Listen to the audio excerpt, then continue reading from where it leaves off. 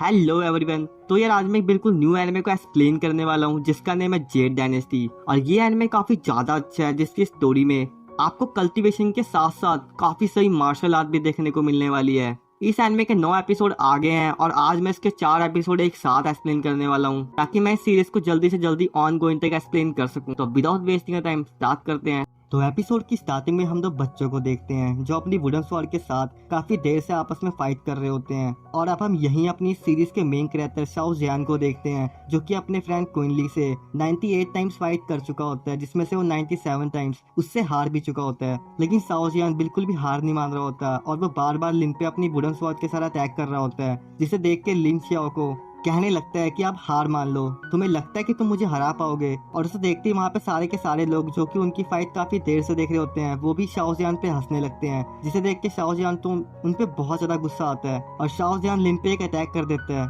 लेकिन इस बार उसकी वुडन स्वॉर्ड टूथ के सामने रखी एक चीज पे गिर जाती है, जिससे उसे पता लग जाता है कि अब उसे दांत पड़ने वाली है। तो वो वहाँ से चुपचाप खिसक लेता है एंड फिर सीन शिफ्ट होता है और हम देखते हैं कि शाओ जियान वापस से टेंपल में आ जाता है। लेकिन वहाँ आते ही उसका पैर किसी चीज पे लगता है और वो वहाँ मुंह के बल गिर जाता है, जिसे देख के लिन और बाकी सारे लोग उस पे हंसने लगते हैं। तभी लिन शाओ जियान के पास आके कहने लगता है कि 97 टाइम्स मुझसे हारने के बाद भी क्या तुम्हें लगता है कि तुम मुझे हरा सकते हो। तभी शाओ जियान लिन से कहते हैं कि क्या हुआ अगर मैं 97 टाइम्स तुमसे हार चुका हूँ तो जरूरी नहीं है कि मैं इस बार भी तुमसे हार जाऊँ। और इतना कहते वो लिन पे अटैक कर देता है, लेकिन लिन को इस बार बहुत ज्यादा गुस्सा लगता है और थोड़ी देर फाइट करने के बाद लिन शाओ जियान को पीछे एक पिलर पे धक्का मार के अपनी वुडन स्वॉर्ड उसकी गर्दन पे रख के उसे कहने लगता है कि अब तो तुम हार मान लो, क्या तुम्हें लगता है कि तुम मुझे हरा सकते हो। लेकिन शाओ जियान उसे ना बोल देता है, जिसके बाद लिन को बहुत ज्यादा गुस्सा आ जाता है और वो और भी तेज शाओ जियान की गर्दन को अपनी वुडन स्वॉर्ड के साथ दबाने लगता है, जिसे देख के वहाँ पे सारे के सारे बच्चे लिन को रोकने की कोशिश करते हैं। लेकिन तभी लिन गुस्से से उनकी तरफ देखने लगता है और तभी हम देखते हैं कि लिन की आंखें पूरी की पूरी लाल हो चुकी हैं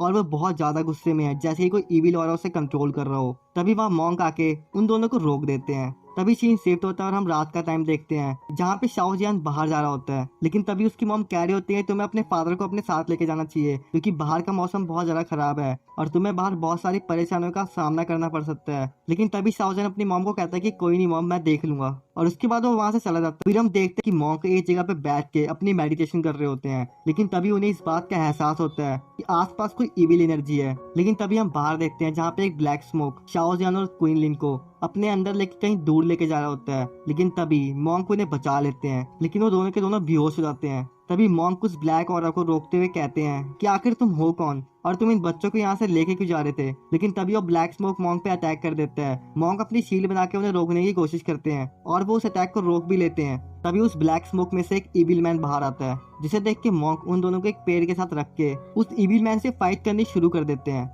अब मॉन्क और उस इविल मैन की फाइट बहुत ही ज्यादा खतरनाक हो रही होती है, लेकिन मॉन्क उस इविल मैन पे बहुत ही ज्यादा भारी पड़ने लगते हैं। तभी वो इविल मैन एक डीमन को समन करता है, जिसे रोक पाना मॉन्क के लिए भी बहुत ज्यादा मुश्किल हो रहा था। लेकिन तभी मॉन्क एक फॉर्मेशन क्रिएट करके उस डीमन को मार देते हैं, जिसे देख के वो इविल मैन मॉन्क को कहने लगता है कि अगर आज मैं मरा तो आज मैं तुम्हें भी साथ लेके मरूंगा। लेकिन तभी मॉन्क अपने रुद्राक्ष का एक बीन उसकी तरफ फेंक के मारते हैं, जिसकी वजह से वो इविल मैन थोड़ा कमजोर हो जाता है। लेकिन तभी वो अपना सबसे पावरफुल अटैक करने लगता है, जिसे देख के मॉन्क भी थोड़ा घबरा जाते हैं। लेकिन तभी मॉन्क एक फॉर्मेशन क्रिएट करके उस अटैक से किसी तरह अपने आप को बचा लेते हैं। उसके बाद वो इविल मैन समझ जाता है कि वो उनसे ऐसे नहीं जी सकता और वो कहता है कि मैं फिर वापस आऊंगा। और इतना कहने के बाद वो वहां से चला जाता है। उसके बाद हम मॉन्क को देखते हैं जो कि देखता है कि शाओ जियान को भी होश आ गया है। उसके बाद तो शाओ जियान को हील करने लगता है एक टेक्निक के साथ, लेकिन शाओ जियान थोड़ा डर जाता है। तभी मॉन्क उसे कहते हैं कि डरो मत, मैं तुम्हें सिर्फ हील कर रहा हूँ। उसके बाद मॉन्क उसे डांट के कहने लगते हैं कि आखिर तुम्हारी फैमिली यहाँ रहने क्यों आई। और वो रहने तो आई, लेकिन तुम्हें यहाँ इतनी रात को अकेले क्यों बाहर जाने दिया, क्या उन्हें दिखता नहीं कि बाहर इतना ज्यादा खतरा है। तभी वो मॉन्क को कहता है कि मैं बाहर कुछ सामान लेने आया था और मेरे साथ ये सब हो गया। लेकिन मॉन्क उसे कुछ नहीं कहते फिर उसके बाद। और उसे हील करने के बाद मॉन्क उसे बताने लगते हैं कि देखो इस दुनिया में बहुत सी चीजें होती हैं जिन्हें कोई बदल नहीं सकता और जो होना है वो होकर ही रहेगा। उसके बाद मॉन्क शाओ जियान को बताता है क्या तुम इन बुद्धा टेक्निक्स को सीखना चाहते हो, लेकिन मेरी एक शर्त है कि मैं तुम्हें जो भी सिखाऊंगा तो उनके बारे में किसी को बता नहीं सकते और तुम्हें इन टेक्निक्स को बहुत ही संभाल के इस्तेमाल करना होगा। मतलब वो इसकी टर्म्स एंड कंडीशंस बताते हुए शाओ जियान को बता रहा होता है कि तुम इन्हें कहीं भी इस्तेमाल नहीं कर सकते और तुम्हें इन्हें सीखने के लिए दिन में कम से कम एक बार तो इन्हें प्रैक्टिस करना होगा ताकि तुम इन्हें अच्छे से मास्टर कर सको। उसके बाद वो शाओ जियान को समझाते हैं कि फ्यूचर में तुम्हें बहुत सी मुश्किलों का सामना करना पड़ेगा और तुम किसी बाहर वाले को इन सब के बारे में नहीं बता सकते। फिर वो ये सारी बातें शाहजहान को बता के आखिर में उसे ये बताता है कि मैं 3 दिन के बाद मरने वाला हूँ और मुझे नहीं पता कि मैं अगली लाइफ में तुमसे मिल भी पाऊंगा या नहीं। और उसके बाद वो शाहजहान को एक बीट देते हुए कहते हैं कि तुम इसे ले जाके केयर रिवर में फेंक देना। और फिर वो शाहजहान को वो तीनों टेक्निक देते हुए कहते हैं कि तुम्हें आने वाली परेशानियों के लिए खुद को ताकतवर बनाना होगा और तुम्हें बहुत ही संभल के रहना होगा फ्यूचर में। और इतना कहने के बाद वो वहाँ से जाने लगते हैं। तभी शाहजहान अपने घुटने टेक के उन्हें थैंक यू कहता है और वो मॉन्क वहाँ से चले जाते हैं। फिर सीन चेंज होता है और हम देखते हैं कि क्विनली एक पेड़ के पास बेहोश पड़ा होता है। तभी उसे होश आता है और वो कहने लगता है कि आखिर मैं यहाँ आ कैसे गया और आखिर मेरे साथ हुआ क्या था। तभी वो देखता है कि उसके सामने शाहजहान होता है और वो शाहजहान से पूछने लगता है, लेकिन शाहजहान उसे कुछ ज्यादा बताता नहीं। और फिर थोड़ी बातें करने के बाद वो दोनों विलेज के लिए निकल जाते हैं। तभी रास्ते में उन्हें अंकल वैंग दिखते हैं जो कि काफी डरे हुए होते हैं। और उसके बाद वो जैसे ही विलेज पहुंचते हैं वो देखते हैं कि पूरा का पूरा विलेज बर्बाद हो चुका है और उनके आसपास सिर्फ लाशें ही लाशें हैं। लेकिन शाहजहान को कुछ समझ भी नहीं आ रहा था कि आखिर यहाँ हुआ क्या था और वो डर के मारे पूरे विलेज में भागने लगता है। लेकिन तभी हम शाहजहान की नजरों से देखते हैं, हम देखते हैं कि उसके आसपास खून ही खून होता है, मानो वो एक खून की रिवर में खड़ा हुआ है।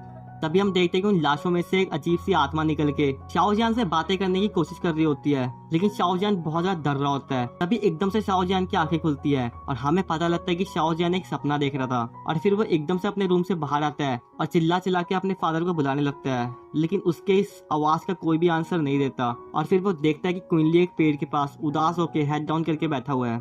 और उसके बाद वो जैसे ही शाहजहान को देखता है वो भाग के उसके गले लग के रोने लगता है। एंड फिर सीन शिफ्ट होता है और हम देखते हैं कि शाहजहान और क्विनली एक बंदे के साथ कहीं जा रहे होते हैं। तभी वो बंदा उन्हें बताता है कि ये जगह क्विन मैन है और तुम्हें यहाँ तब लाया गया था जब तुम बेहोश थे, लेकिन तुम डरो मत, यहाँ तुम्हें कोई भी चोट नहीं पहुंचाएगा। अब जैसे वो लैंड करते हैं वहाँ पे एक अजीब सा मॉन्स्टर आके दहाड़ने लगता है, जिसे देख के वो दोनों के दोनों डरने लगते हैं। तभी वो बंदा उन्हें कहता है कि डरो मत और फिर वो उस मॉन्स्टर को ग्रीट करते हुए कहता है, ये हमारे मास्टर लिंगुन है और ये तुम्हें बिल्कुल भी चोट नहीं पहुंचाएंगे। तभी वो मॉन्स्टर शाहजहान के पास आता है और उसे शाहजहान से कुछ फील होता है, लेकिन उसके बाद वो वापस से वहाँ से चला जाता है। और उसके बाद वो बंदा उन दोनों को बताता है कि ये एक वाटर यूनिकॉर्न है और ये यहाँ पे हजारों सालों से है, लेकिन ये किसी को चोट नहीं पहुंचाता। पर पता नहीं आज ये इतना गुस्से में क्यों था और इतना अजीब व्यवहार क्यों कर रहा था। फिर हम देखते हैं कि सीन वापस से शिफ्ट होता है और हमें एक जगह दिखाई जाती है जहाँ किंग के साथ में बहुत सारे एल्डर्स बैठे होते हैं, जहाँ पे वही बंदा आके उन सबको ग्रीट करता है और वो कहने लगता है कि मैं अपने साथ 2 बच्चों को लाया हूँ जिन्हें मैं क्विन मैन लेके जाना चाहता हूँ। तभी वहाँ का हेड कहता है कि हम उन दोनों से मिलना चाहते हैं, उन्हें अंदर लेकर आओ।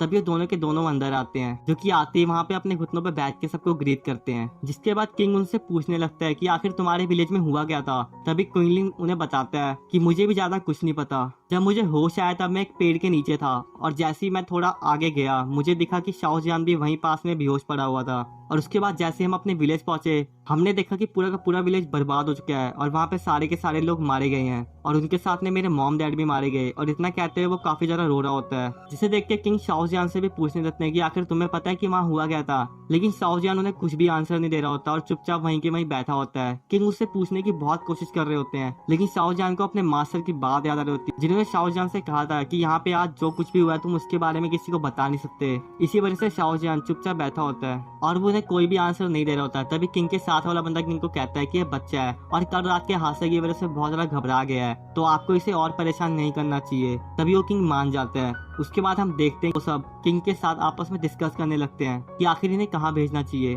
तभी इतनी देर की डिस्कशन के बाद उनका रिजल्ट निकलता है और वो डिसाइड करते हैं कि वो इन दोनों बच्चों को डेजर्ट पीक भेजेंगे। लेकिन तभी किंग उन्हें कहने लगता है कि ये सब तो ठीक है, लेकिन तुम ये मत भूल जाना कि तुम्हें उस विलेज की जानकारी भी हासिल करनी है, तुम्हें पता लगाना होगा कि आखिर वहाँ हुआ क्या था जिसकी वजह से ये सब हो गया। और फिर सीन शिफ्ट होता है और हम देखते हैं कि शाहजहान और लीन आपस में बैठ के बात कर रहे होते हैं। शाहजहान लीन को कह रहा होता है कि मुझे घर की बहुत ज्यादा याद आ रही है, लेकिन अफसोस अब हम वहाँ नहीं जा सकते क्योंकि वो जगह पूरी की पूरी बर्बाद हो गई है और हमारे पास अब कोई भी घर नहीं है। और इतना कहने के बाद वो बहुत ज्यादा उदास होने लगता है। लेकिन तभी वहाँ पे एक मास्टर आता है और उन्हें कहने लगता है कि जो होता है अच्छे के लिए होता है। और तभी वहाँ पे वो बंदा भी रहता है जो कि उन्हें यहाँ लेकर आया था, और मैं आपको बता दूं कि इसका नाम शाओ है। और शाओ उन्हें कहता है कि अब से तुम दोनों साथ नहीं रहोगे, तुम्हें अलग अलग बंदों ने चुना है, यानी कि तुम्हें अलग अलग मास्टर्स ने चुना है अपने साथ लेके जाने के लिए। तभी शाओ क्वीन लिन को वहाँ से लेके चला जाता है उस मास्टर के पास, और शाओजहान के पास एक बंदा आता है जो कि उसे बताता है कि मेरा नाम सॉन्ग है और आज से तुम मेरे साथ ही रहोगे। अब शाओजहान सॉन्ग से बात कर ही रहा होता है, कभी क्विनली एकदम से आके शाओजहान को गले लगा देता है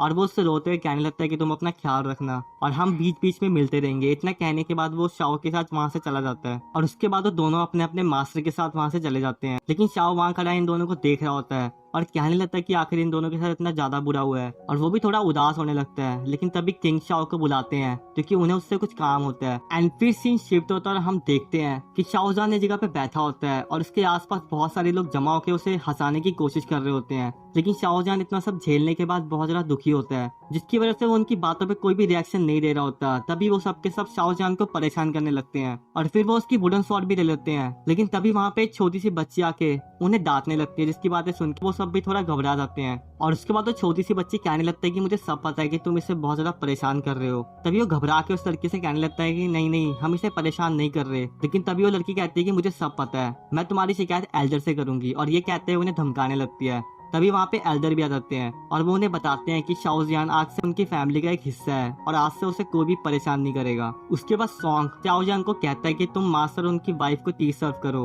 और शाओजियान बिल्कुल ऐसा ही करता है। तभी मास्टर की वाइफ शाओजियान को कहने लगती है कि तुम्हें डरने की कोई भी जरूरत नहीं है, देखो ये तुम्हारा ही घर है, इसे तुम अपना ही घर समझो, और तुम्हें किसी भी चीज की जरूरत हो तो तुम हमें बता सकते हो। लेकिन शाओजियान उनकी बातों पे कोई भी रिएक्शन नहीं दे रहा होता। तभी सीन शिफ्ट होता है और हम देखते हैं कि वो सब खाना खा रहे हैं। लेकिन शाओजियान अभी भी अपनी बाउल में राइस लेके बैठा होता है और उसने अभी तक कुछ भी नहीं खाया होता। तभी मास्टर और उसकी वाइफ खाना खा के जाते हुए कहने लगते हैं कि अभी शाओजियान बहुत बड़े सदमे से गुजरा है और वो यहाँ पे नया भी है, तो उसे यहाँ पे ढलने में बहुत टाइम लगेगा। लेकिन तभी उसकी वाइफ कहती है कि कुछ टाइम बाद वो भी ठीक हो जाएगा, और इतना कहने के बाद वो दोनों वहां से चले जाते हैं। तभी वो छोटी बच्ची उठ के सबको धमकी देते हुए कहने लगती है कि अगर तुम में से किसी ने भी शाओजियान को परेशान किया तो तुम्हारे लिए बिल्कुल भी अच्छा नहीं होगा। और अब मैं आपको बता दूं कि ये छोटी बच्ची मास्टर की बेटी होती है जिसका नाम लिंगर होता है। तभी बिना डरे इतना सब कुछ कह रही होती है इन्हें, और फिर वो उन्हें सबको धमकाते हुए कहने लगती है कि अगर तुम में से किसी ने भी शाओजियान को कुछ भी किया तो फिर तुम्हें मुझसे कोई भी नहीं बता सकता, क्योंकि तुम जानती हो ना कि मेरे फादर कितने ज्यादा पावरफुल हैं और तुम्हें वो यूं यूं मोमबत्ती की तरह उड़ा देंगे। जिसे सुन के वो सारे के सारे घबरा जाते हैं कि अपना सारा का सारा खाना जैंग को देने लगते हैं। अभी हम देखते हैं कि शाओजान अपने रूम में लेटा हुआ होता है और मॉन्ग की बातों को याद कर रहा होता है। फिर तभी उसे मॉन्ग की एक बात और याद आती है कि मॉन्ग ने उसे एक बीट देते हुए कहा था कि तुम्हें इसकी प्रैक्टिस दिन में एक ना एक बार करनी होगी। और फिर वो आसपास देखता है तो वो देखता है कि रूम में कोई भी नहीं है उसके अलावा, और उसके बाद वो कल्टीवेशन करने बैठ जाता है। और फिर हम देखते हैं कि सुबह हो जाती है और शाओजियान जैसे अपने रूम से बाहर आता है वो लिंगर को देखता है, और उसके बाद वो लिंगर के साथ बातें करने लगता है। लेकिन तभी वहाँ पे लिंगर का पेट आ जाता है, जिसे देख के शाओजियान बहुत ज्यादा डरने लगता है। लेकिन तभी लिंगर शाओजियान को कहते हैं कि डरो मत, ये डॉग तुम्हें कुछ नहीं करेगा, इस डॉग को मेरे पापा लेकर आए थे और ये बहुत ही ज्यादा अच्छा है। तभी वो उसके बारे में शाओजियान को सब कुछ बताने लगती है और वो उसे कहते हैं कि ये डॉग 100 सालों से भी ज्यादा जिंदा रह सकता है। और इतना सब कहने के बाद वो शाओजियान को कहने लगती है कि देखो तुम में से सबसे ज्यादा बेस्ट मैं ही हूँ, ठीक है, तो इसलिए डॉग सिर्फ मेरी बात मानता है और मेरी बात ही मानेगा। और फिर वो शाओजियान को कहते हैं कि तुम्हें भी मेरी बात ही माननी होगी और अब से सिर्फ और सिर्फ तुम मेरे साथ ही रहोगे। और फिर हम उसके बाद देखते हैं कि उनके पास सॉन्ग आता है और सॉन्ग शाओजियान को कहने लगता है कि तुम्हें किसी भी तरह कल्टीवेशन करके और भी स्ट्रॉन्ग बनना होगा। उसके बाद उन दोनों को लेके एक जंगल में जाता है, जहाँ वो शाओजियान को एक बैम्बू काटने वाला हथियार देते हुए कहता है कि जो भी स्टूडेंट यहाँ नया आता है उसे 3 सालों तक यहाँ पे बैम्बू काटने होते हैं। लेकिन उसके बाद सॉन्ग शाओजियान को कहने लगता है कि तुम अभी छोटे हो, इसलिए तुम सिर्फ और सिर्फ 3 महीने तक ही यहाँ पे बैम्बू काटोगे। फिर हम देखते हैं कि लिंगर वहाँ पे एक बहुत बड़े बैम्बू को आसानी से काट देती है, जिसे देख के शाओजियान बहुत ज्यादा खुश होता है। और फिर शाओजियान भी वहाँ के एक बैम्बू को काटने की कोशिश करता है, लेकिन वो जैसे उस बैम्बू पे अपना हथियार मारता है उसे काटने के लिए, वो बैम्बू तेजी से उसके गाल पे आ बजता है और उसके गाल पे बहुत तेज चोट लगती है। तभी सॉन्ग उसे आके बताने लगता है कि जिस बैम्बू को काटने की कोशिश कर रहा है वो यहाँ का सबसे पावरफुल बैम्बू है और उसे काट पाना है उसके लिए तो अभी बिल्कुल पॉसिबल नहीं है। और फिर हम देखते हैं कि शाओजियान वहाँ रोज आकर उस जंगल में अपनी कल्टीवेशन और अपनी प्रैक्टिस कर रहा होता है, जिसमें लिंगर भी उसकी काफी हेल्प करती है। और फिर हम देखते हैं कि ऐसी ट्रेनिंग करते करते शाओजियान और लिंगर को काफी टाइम गुजर जाता है और फिर एकदम से हमें टाइम स्किप करके फ्यूचर का टाइम दिखाया जाता है, जहाँ वो ट्रेनिंग करते करते काफी बड़े हो गए होते हैं और शाओजियान अभी भी उस जंगल में ट्रेनिंग कर रहा होता है और लिंगर भी उसी के साथ उसी जंगल में ट्रेनिंग कर रही होती है अपने पेट के साथ। और फिर हम देखते हैं कि शाओजियान और लिंगर वहां से बहुत सारे बैम्बू को कट करके वहां से वापस अपने घर की तरफ निकल जाते हैं। और फिर सीन शिफ्ट होता है और हम देखते हैं कि शाओजियान अपने बाकी क्लासमेट्स के साथ वहां पे ट्रेनिंग कर रहा होता है और शाओजियान की फाइटिंग स्किल्स देख के तो लग रहा होता है कि अब वो बहुत ज्यादा अच्छा हो गया है। और वो उनके हर एक अटैक को रोक रहा होता है। और उसके बाद उनमें से एक स्टूडेंट शाओजियान पे अपनी बैम्बू से बहुत ही पावरफुल टेक्निक का यूज करता है, लेकिन शाओजियान उसे भी रोक लेता है। और उसके बाद शाओजियान भी अपने एक स्पेशल टेक्निक को यूज करने लगता है, और असल में ये वही टेक्निक होती है जिसकी ट्रेनिंग के लिए वो सारे के सारे लोग उसकी हेल्प कर रहे होते हैं। लेकिन वो अभी भी इस टेक्निक को अच्छी तरह से परफॉर्म नहीं कर पा रहा होता है, और सबके सब लोग उस पर हंसने लगते हैं। तभी वो सारे के सारे लोग शाओजियान को कहने लगते हैं कि देखो, हमने तुम्हारी बहुत मदद करी उस टेक्निक को सिखाने में, लेकिन अभी भी तुम्हें उस टेक्निक पे बहुत ज्यादा काम करना होगा, क्योंकि अभी भी तुम्हें उसे मास्टर करने में काफी ज्यादा टाइम लगेगा। लेकिन हम तभी देखते हैं कि शाओजियान वहां बैठ के कल्टीवेशन करने लगता है, जिसे देख के सॉन्ग भी उसके पास आके कहता है कि मुझे तुम पे पूरा यकीन है, तुम उस टेक्निक को जल्दी से जल्दी मास्टर कर लोगे। और फिर तभी एल्डर भी वहां आ जाते हैं, और वो उनसे कहने लगते हैं कि देखो, अब टाइम बहुत ज्यादा हो गया है, और मुझे लगता है कि तुम सबको अपने अपने काम पे लग जाना चाहिए। अब एल्डर की ये सारी बातें सुन के वो सारे के सारे लोग वहां से चले जाते हैं। फिर सीन शिफ्ट होता है और हम देखते हैं कि शाओजियान अकेला उस जंगल में प्रैक्टिस कर रहा होता है अपनी स्वॉर्ड के साथ। लेकिन तभी वो देखता है कि अचानक से उसके ऊपर बहुत सारे फ्रूट्स आने लगते हैं, जो कि उस पे एक बंदर फेंक रहा होता है। तभी शाओजियान उन सारे फ्रूट्स को अपनी स्वॉर्ड के साथ काटता है, और फिर उसकी नजर उस बंदर पे पड़ जाती है, और फिर शाओजियान गुस्से में उस बंदर की तरफ दौड़ता है। तभी सीन शिफ्ट होता है और हम क्वीन को देखते हैं, जो कि हमें इतने टाइम बाद दिखाया जाता है, और वो काफी पावरफुल भी लग रहा होता है। और हम देखते हैं कि क्वीन अपनी स्वॉर्ड के साथ एक बहुत बड़े पत्थर पे अटैक करता है, और वो पत्थर थोड़े टाइम में चकनाचूर हो जाता है, जिसे देख के सबके सब लोग क्वीन की बहुत ज्यादा तारीफ कर रहे होते हैं। तभी उनकी ये सब बातें सुन के वहाँ पे एक बंदा आके क्वीन को चैलेंज करते हुए कहता है कि अगर तुम्हारे अंदर हिम्मत है तो तुम मुझसे फाइट करके दिखाओ। और हमें पता लगता है कि इस बंदे का नाम फैंग है, और उसके बाद क्वीन उसका चैलेंज एक्सेप्ट करता है, और वो दोनों फाइट करने लगते हैं। इन दोनों की फाइट बहुत ज्यादा अच्छी होती है, लेकिन आखिर में क्वीन फैंग को हरा देता है। तभी वहाँ पे एक बंदा आता है जिसे सब बिग ब्रदर कह रहे होते हैं, और वो फैंग को कहता है कि अगर क्वीन तुमसे छोटा है तो ये मत समझो कि वो तुमसे कमजोर है, तो तुम्हें ऐसे फालतू में किसी से भी पंगे नहीं लेने चाहिए, और कभी भी अपने ओपोनेंट को कमजोर नहीं समझना चाहिए। तभी सीन शिफ्ट होता है और हम देखते हैं कि शाओजियान लिंगर के साथ में एक जगह पे बैठा होता है। अब लिंगर मजाक मजाक में शाओजियान को कहने लगती है, तुम्हें पता है तुम यहाँ पे सबसे अच्छे हो, और तुमसे अच्छा शेफ यहाँ पे कोई भी नहीं है। तभी शाओजियान लिंगर की सारी बातें सुन के उसे कहने लगता है कि बस बस मजाक मत करो, मुझे पता है कि तुम बस फेंक रही हो, और मुझे ये भी पता है कि तुम्हारे डैड मुझे बिल्कुल भी पसंद नहीं करते हैं। ये सारी बातें सुनकर लिंगर शाओजियान को कहने लगती है कि तुम मेरी डैड की बातों का बुरा मत माना करो, वो हमेशा से ही ऐसे ही हैं, और वो किसी की बातों में ज्यादा रिएक्शन नहीं देते। तभी शाओजियान उसे कहता है कि अच्छा, ये सब बातें छोड़ो और ये खा के बताओ कि ये कैसा बना है, मैंने बहुत मेहनत करी है इसे बनाने में। अब वो जैसे ही उस खाने को खाने वाली होती है, तभी वहाँ वही बंदर आ जाता है जिसने शाओजियान को पहले परेशान किया था, और वो उसका खाना लेके वहाँ से भाग जाता है, और वो उस खाने को खा के उन दोनों को चिढ़ाने लगता है, जिसे देख के उन दोनों को बहुत ज्यादा गुस्सा आता है। और फिर गुस्से में शाओजियान और लिंगर दोनों के दोनों उस बंदर का पीछा करना शुरू कर देते हैं, और वो बंदर भी बहुत ज्यादा तेज होता है, लेकिन वो दोनों भी हार नहीं मानते और उसके पीछे पड़ जाते हैं। तभी भागते भागते आगे एक खाई आती है। अब लिंगर का बैलेंस बिगड़ने के कारण लिंगर उस खाई में गिर जाती है, और शाओजियान भी उसके पीछे पीछे उस खाई के अंदर आ जाता है, और वो अंदर आके देखता है कि लिंगर बेहोश पड़ी है और बहुत ज्यादा घायल है। अब लिंगर को ऐसी हालत में देख के शाओजियान बहुत ज्यादा परेशान हो जाता है, और वो उसे उठा के देखने लगता है। तभी वो देखता है कि वहाँ पे वो बंदर भी गिरा हुआ होता है, और अब जैसे ही शाओजियान उस रिवर के पास जाता है, उसके अंदर से वो बीड़ नीचे गिर के रिवर में गिरने लगती है। तभी शाओजियान उस बीड़ को पकड़ने की कोशिश करता है, लेकिन वो भी उसके पीछे पीछे उसके अंदर चला जाता है। अब अंदर आके वो देखता है कि वो बीड़ बहुत ज्यादा ग्लो कर रही होती है, जिसके अंदर से रेड कलर की लाइट निकल रही होती है। तभी उसकी नजर नीचे पड़ती है, जहाँ नीचे से एक वुडन स्टिक बाहर आती है, और उस बीड़ के साथ मिलके बहुत ज्यादा ग्लो करने लगती है। अब शाओजियान बड़ी ज्यादा हैरानी के साथ जैसे उस स्टिक को पकड़ता है, तो उसकी पावर शाओजियान के साथ लिंक होने लगती है, और अब उस स्टिक की पावर शाओजियान के अंदर आने लगती है। और अब उस सारी पावर्स का जैंग के अंदर आने के बाद जैंग बहुत ज्यादा पेन में होता है, और वहीं के वहीं बेहोश हो जाता है। और फिर सीन चेंज होता है और हम देखते हैं कि शाओजियान को होश आता है, और उसके सामने एल्डर और उसकी वाइफ होती हैं, और एल्डर शाओजियान को दांत रहे होते हैं। तभी जैंग एल्डर को बताने लगता है कि हम तो एक बंदर का पीछा कर रहे थे, लेकिन तभी हम उसे हरा नहीं पाए, और हमारे साथ ये सब हो गया। तभी एल्डर उदास होकर कहने लगते हैं कि हमारे स्टूडेंट्स एक बंदर तक को नहीं हरा सकते, ये कैसे दिन आ गए। तभी उसकी वाइफ उन्हें समझाती है कि अब कुछ भी नहीं हो सकता, और उसके बाद वो दोनों के दोनों वहां से चले जाते हैं। तभी हम देखते हैं कि शाओजियान अपने बेड पे लेटा हुआ होता है, और वो बंदर उसके पीछे पीछे उसके रूम तक आ गया होता है, और अब वो उस वुडन स्टिक को साइड में हटा के शाओजियान के पास आके ले जाता है, जिससे शाओजियान की आंखें खुल जाती हैं और वो नींद से उठ जाता है।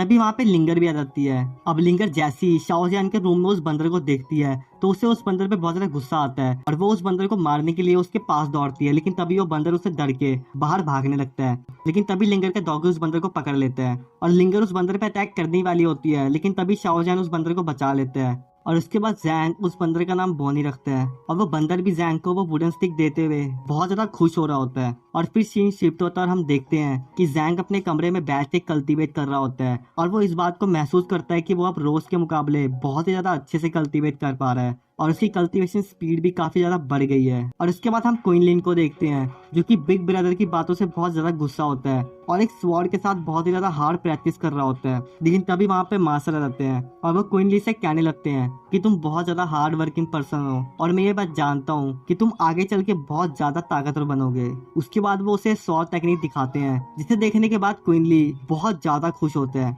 और उसके बाद क्विनली अपने घुटने टेक के अपने मास्टर को थैंक यू कहने लगता है और उसके बाद उसके मास्टर वहाँ से नीचे कूद जाते हैं, जिसे देख के क्विनली भी बहुत ज्यादा हैरान होकर देखने लगता है। और वो जैसे ही नीचे देखने के लिए जाता है तभी उसके मास्टर एकदम से उड़ के ऊपर आते हैं और अपनी स्वॉर्ड के साथ एक ड्रैगन अटैक करने लगते हैं और क्विनली उस अटैक को रोकने के बजाय उनके सामने घुटने टेक के बैठ जाता है। जिसके बाद उसके मास्टर क्विनली को कहने लगते हैं कि तुम सच में बहुत ज्यादा पावरफुल हो और तुम इस लायक हो कि तुम इस ड्रैगन स्वॉर्ड को डिजर्व करते हो। उसके बाद उसे वो ड्रैगन स्वॉर्ड देके वो वहां से चले जाते हैं और क्विनली भी वो ड्रैगन स्वॉर्ड पाके बहुत ज्यादा खुश होता है क्योंकि अब उसकी पावर उस ड्रैगन स्वॉर्ड की वजह से बहुत ज्यादा बढ़ने वाली होती है। और उसके बाद हम देखते हैं कि सीन शिफ्ट होता है और हम देखते हैं कि शाओजैन एक किचन में होता है और अपने हाथ में एक फ्लूट पकड़ के कह रहा होता है कि मैंने ये फ्लूट लिंगर के लिए बनाई है और मैं ये उसे दे भी दूंगा। लेकिन तभी लिंगर वहां जाती है और उसके बाद शाओजैन एकदम से उस फ्लूट को अपने पीछे छिपा के लिंगर से कहने लगता है कि आखिर तुम यहाँ कैसे आ गई।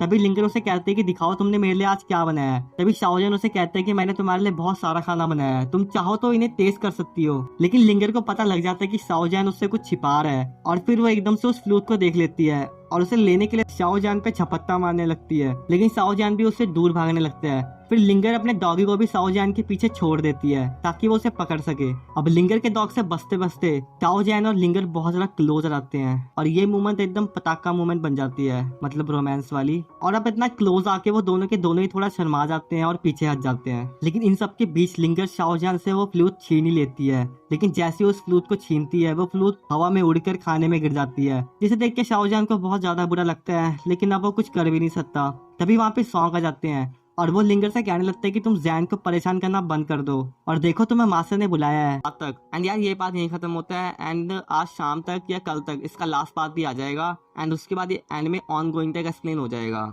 उसके बाद इस वीडियो की लेंथ बहुत छोटी होने वाली है क्योंकि इस एनिमे के एपिसोड बस 6 to 7 मिनट के ही होते हैं। तो अगर आपको मेरी एक्सप्लेनेशन अच्छी लगी तो प्लीज इस वीडियो को लाइक करो, चैनल को सब्सक्राइब करो एंड फिर मिलते